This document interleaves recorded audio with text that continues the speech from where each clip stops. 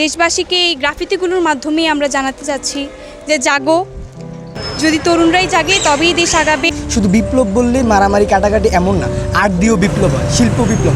আমরা এখানে লিখেছি ধর্ম যার যার দেশটা সবার।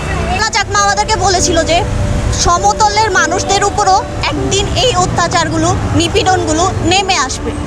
আমাদের শহরের জন্য আমরা কিছু করি, সারা দেশে সবাই করতেছে, আমাদেরও উচিত আমাদের শহরকে প্রেজেন্ট করা। নতুন প্রজন্মের বা আমাদের এখনের মানে যুদ্ধের ইয়াই হয়েছে কলম, তো সেই জন্য আমাদের বই খাতা কলম এগুলোই ওদের ওপর হামলা হচ্ছে। তো আমরা এটার শক্ত প্রতিবাদ করেছি, তাদের পাশে আমরা গিয়ে দাঁড়িয়েছি। তাহলে ধর্ম যার যার দেশটা সবার। আমরা এখানে মুসলিম, হিন্দু, বৌদ্ধ, খ্রিস্টান সবাই মিলে একত্রে দেশটা গড়ে তুলবো ইনশাআল্লাহ। বাসায় কেন বসে থাকবো, আমরাও বাসার থেকে বেরোয়ে নিজেরাই ফান্ডিং শুরু করছি। আমাদের টিচারদের থেকে ইভেন আমাদের ফ্যামিলি থেকে প্রচুর সাপোর্ট দিচ্ছে যে করো। আজকে দেখা গেছে এই 6-7 তারিখ থেকে আমরা সবাই বৃষ্টির মধ্যে এখানে রাস্তায়। আমরা গুছিয়ে নিয়েছি কুমিল্লা শহর আমরা রঙিন করবো ইনশাল্লাহ। আমার টিমে ছিল আপনার 60 জনের মতো, আমরা 60 জনের মতো কাজ করছি। তরুণদের যে একটা উজ্জ্বলতা, সেটা আসলে আমরা গ্রাফিতির মাধ্যমে পুরো দেশবাসীকে জানিয়ে দিতে যাচ্ছি। উঠায় ধরার চেষ্টা করছি যে আমাদের যে এই আন্দোলনটা, আমাদের এই আন্দোলনে কিন্তু গিয়ে আমাদের অনেক ভাই বোনদের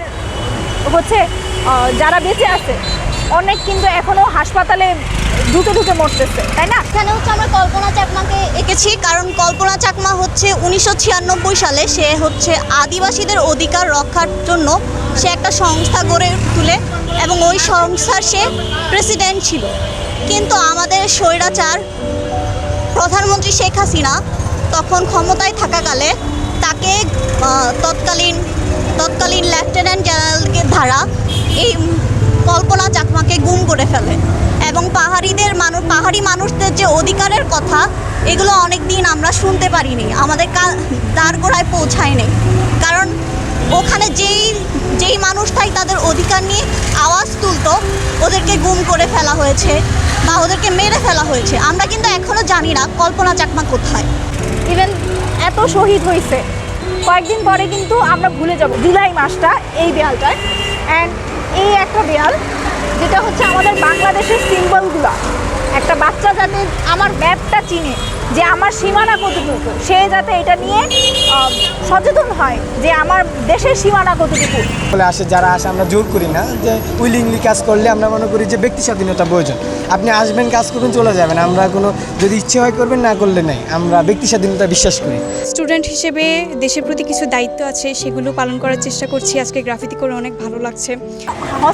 আপনি হসপিটালগুলোতে খবর নিয়ে দেখবেন, অনেকে ওষুধ কেনার টাকাটা নাই, অনেকে খাবার টাকাটা নাই, অনেক মিজারেবল অবস্থায় আছে।